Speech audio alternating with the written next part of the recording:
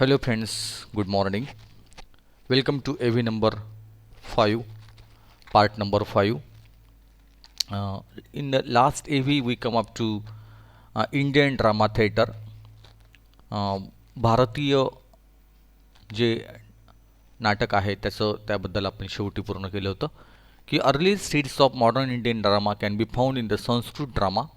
तर सुरुवातीच्या कालखंडात भारतीय जे नाटक होते यांचं जे मूळ आहे ते आपल्याला संस्कृत ड्रामा यामध्ये सापडतं from the first century AD. तर पहिल्या शतकापासून तर त्या ठिकाणी महाभ्यासा by Patanjali provides a feasible date for the beginning of theatre in India. तर पतंजलींच्या माध्यमातून त्या ठिकाणी महाभ्यासा नावाचं जे संस्कृत नाटक आहे त्या माध्यमातून पहिलं जी सुरुवात आहे ती भारतामध्ये झालेली आहे. The major source of evidence is a treatise on theatre. तर काही जे सोर्स आहेत, काही जे पुरावे आहेत ते आहे a treatise in on theatre, Natyashastra by Bharata Muni is the most complete work of dramatology. तर नाट्यशास्त्र हे सुद्धा त्या ठिकाणी भारत मुनींचं त्या ठिकाणी पूर्वीच्या कालखंडामध्ये ते भारतात सुरुवात जी आहे नाटकाची ती मानली जाते. It gives mythological account of the origin of theatre. तर या ठिकाणी एक पौराणिक दृष्ट्या मायथॉलॉजिकल म्हणजे पौराणिक पद्धतीने किंवा पौराणिक दृष्ट्या तर जे पौराणिक जे महत्त्व आहे किंवा त्या रंगमंची आविष्काराचं जे महत्त्व आहे ते या नाटकातून पुढे आलेलं आहे.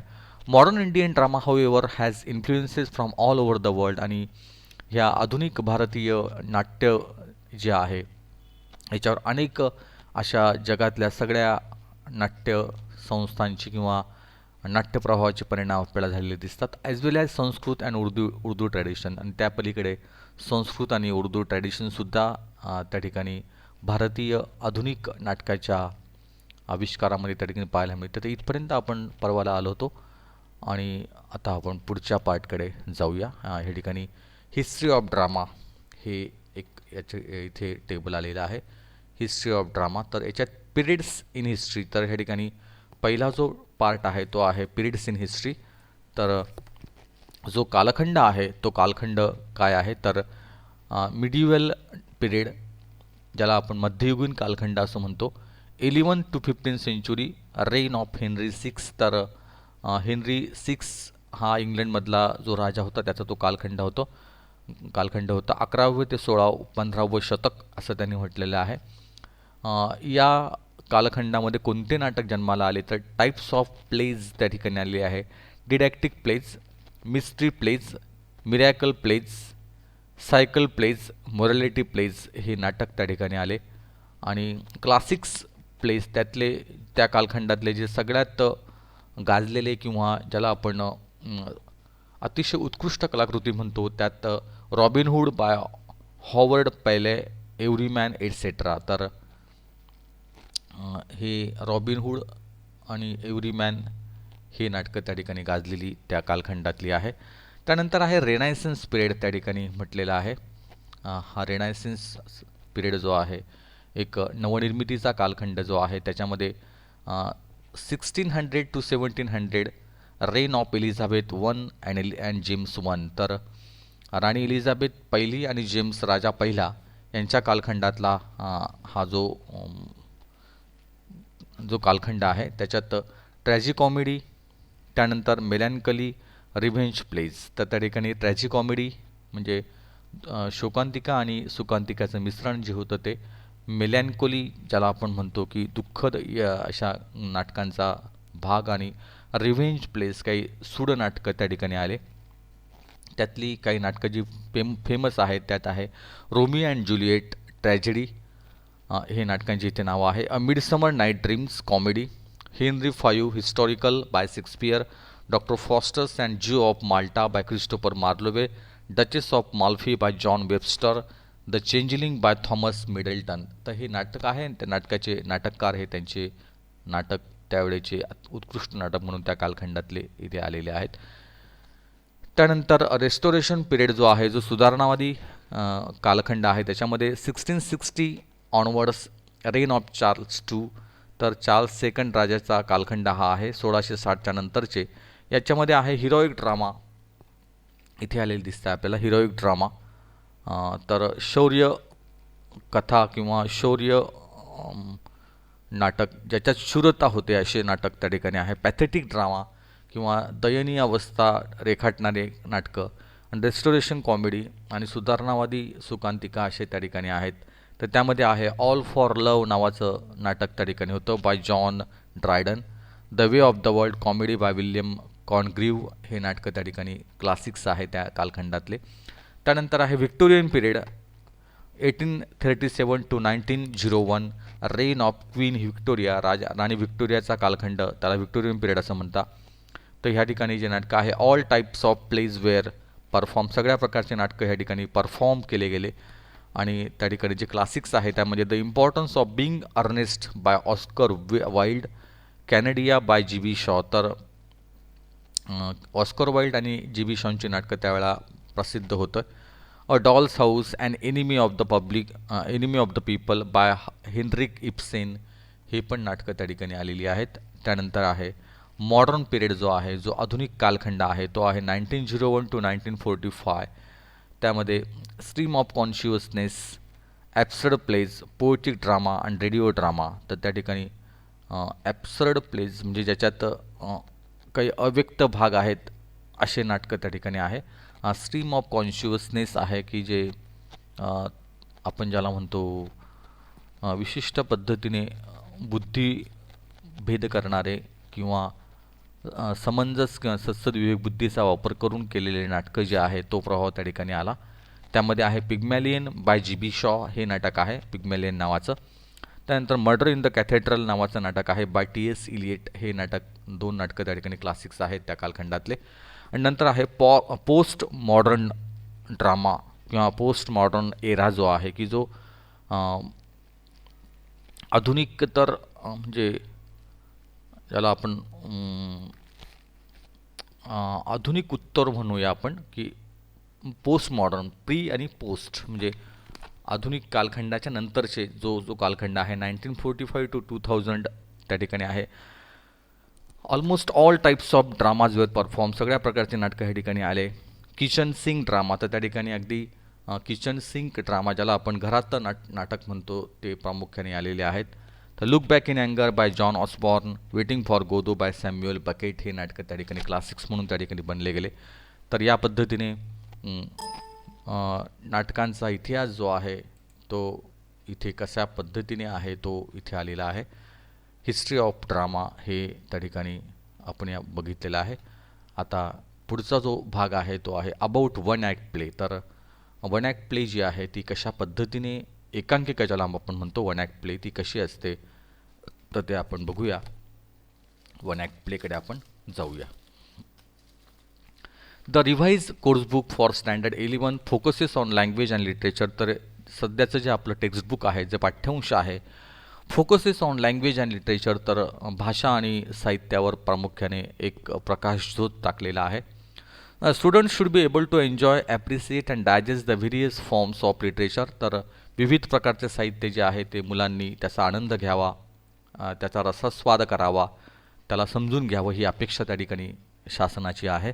Literature provides a gateway to express emotion. आणि कुठलंही साहित्य म्हटलं की त्या ठिकाणी आपल्या भावभावनांचा एक जो प्रभाव असतो त्या प्रभावाला, त्या भावनांना त्या ठिकाणी वाट करून देण्याचं काम साहित्य करत असतं.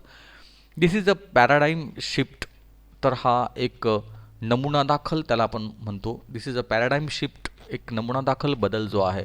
From studying general extracts of literature to understanding a specific genre of literature. तर एक विशिष्ट असा जो जनर आहे, जी विशिष्ट प्रकारची शैली आहे, ती शैली समजून घेणं हा त्यातला एक महत्त्वाचा भाग आहे. With this intention a one act play as a genre has been selected for close study to standards 11. आणि म्हणून त्या ठिकाणी एक एकांकिका हा जो एक प्रकार आहे, एकांकिका म्हणजे एक अंकाची त्याला म्हणता एकांकिका. तर ही एकांकिका जी आहे ती 11वीच्या पाठ्यपुस्तकात त्या ठिकाणी समाविष्ट केलेली आहे. अ one act play is not exactly A short term play. तर कुठलाही वन ॲक्ट प्ले हा काही शॉर्ट केलेला प्ले नाही आहे, म्हणजे लघु नाटक नाही आहे. It is a complete story that has to be perform on the stage in a stipulated time. तर एका ठराविक ठरवून दिलेल्या कालखंडामध्ये ती संपूर्ण कथानक त्या ठिकाणी मांडणं, ते त्या ठिकाणी सादरीकरण करणं हे त्या ठिकाणी असतं. It has its own features and characteristic. त्याचे स्वतःचे एक वैशिष्ट्यपूर्णता आहे, त्याचे एक विशेष असे गुण आहेत. The action is confined to a single place and the number of characters is limited. त्या ठिकाणी एका विशिष्ट ठिकाणी ती घटना घडत असते आणि the number of characters is limited. त्या ठिकाणी जी पात्र आहेत ती त्या ठिकाणी कमी असतात. Simplicity of design and quick effect are its features. तर त्या ठिकाणी एक ज्याला आपण नाटकाची जी शैली आहे ती एक सोपी आणि सहज शैली असते आणि quick effect are its features, आणि त्याचा चटकन परिणाम जो आहे आपल्या प्रेक्षक वर्गावर त्या ठिकाणी होत असतो.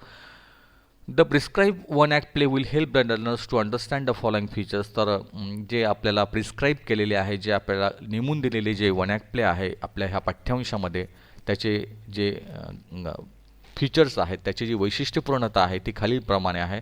तर आपण पहिल्या पण भागामध्ये हे बघितलं होतं की त्याची जी वैशिष्ट्यपूर्णता आहे ती नेमकी काय आहे. तर त्या ठिकाणी पहिल्यांदा प्लॉट असतो. The plot of a one act play is limited to a single interesting episode. तर प्लॉटमध्ये काय आहे तर ते एक विशिष्ट असा एपिसोड, एक प्रकारचा घटनाक्रमाचा भाग जो आहे तो मांडलेला असतो.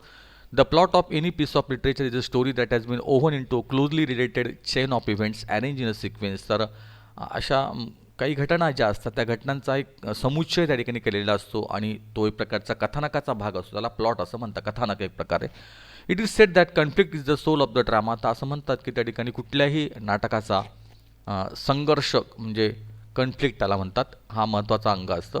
We usually have conflict in a play but modern plays of the theatre of the absurd are an exception to it. तर पण आधुनिक नाटकामध्ये त्या ठिकाणी जे थिएटर ऑफ द ॲब्सर्ड आहे की जे समजण्यास कठीण ज्याला म्हणतो आपण, ॲब्सर्डिटी ज्याला म्हणतो, की जे वरवर दिसतं तसं नसतं, त्याला म्हणतात ॲब्सर्डिटी किंवा समजण्यास अवघड जे आहे.